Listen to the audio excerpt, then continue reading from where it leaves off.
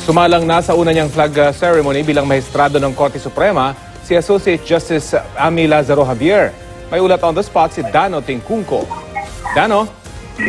Rafi, sa una niyang flag ceremony sa Korte Suprema bilang SC Associate Justice, inunang pasalamatan ni Justice Amy Lazaro Javier ang mga sumuporta sa kanya mula sa kanyang nominasyon bilang Associate Justice hanggang sa mga nagpaabot ng pagbati at dumalo sa kanyang oath-taking. 8 beses mula December 2016 nakasama sa shortlist ng Judicial and Bar Council si Justice Lazaro Javier na noon ay Associate Justice ng Court of Appeals, pero nito lang Marso siya itinalaga ni Pangulong Duterte. Ang nagretiro namang si SC Associate Justice Noel T. Ham, itinalagang academe representative at regular member ng JBC ng Pangulo kasabay ng appointment ni Justice Lazaro Javier.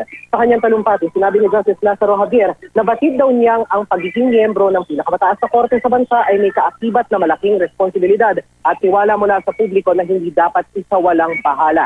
Nangako siyang gagawin ang kanyang tungkulin ng may buong katapatan, integridad at competence. Hiniling din niyang ipagdasal siya at mga kapwa-miyembro ng korte. Rafi?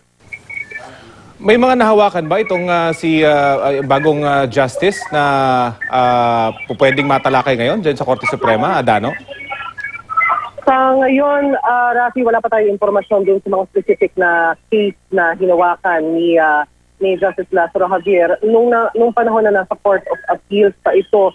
Pero sa kanyang huling interview, pinakahuling interview niya sa Judicial and Bar Council para maging Associate Justice noong June 2018, isa sa mga naitanong sa kanya ng mga mahistrado ay tungkol doon sa ng mga mahistrado, hindi ng mga mahistrado, ng mga member ng JBC ay tungkol doon sa PhilStat, Philippine Law School Admission Test, na ngayon ay pending sa Korte Suprema at subject ng isang petition for certiorari. Nauna nang sinabi dito ni Justice Lazaro Javier nung siya'y kinakapanayam pa lamang na naniniwala daw siya na hindi kakayanin ng Korte Suprema yung na mapasailalim sa kanila direkta yung pagsasala o yung pag-check, pag-update sa status ng kung paano sinasala ng mga law school ang mga gustong mag-aral sa kanila, at naniniwala din naman daw siya na mas maganda kung magkakaroon ng isang uri ng admission test para sa mga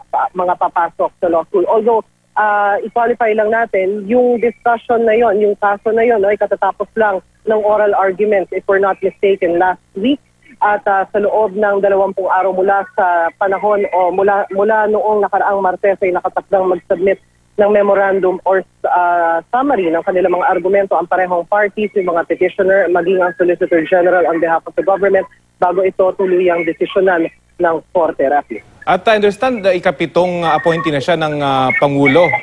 Dano, meron ba siya nabanggit tungkol sa pagiging independent niya ngayon at siya nasa Korte Suprema na? Rafi, wala tayong naging pagkakataon na makausap siya o makapanayam siya. Even nung time na nag-oath-taking siya nung nakaraang Huwebes, hanggang kanina sa kanyang flag raising ceremony, sa kanyang unang flag raising ceremony. Pero nabanggit naman niya doon sa kanyang talumpati na gagawin daw niya, tatalima daw siya sa kanyang responsibilidad with integrity, honesty, and competence. Meron din siyang sinasabi doon sa kanyang talumpati na yung iniatang sa kanila na responsibilidad bilang miyembro ng korte, hindi lang silang mga maestrado, kundi lahat ng mga opisyal at miyembro ng korte, meron daw kaakibat na malaking tiwala mula sa publiko na hindi raw nila dapat na i-take for granted. At hindi, lalong-lalong ibig sabihin daw nito, hindi raw sila pwedeng ma-afflict nung tinatawag niya o yung sinasabi niya na ugly malady called power sickness. Mm-hmm. So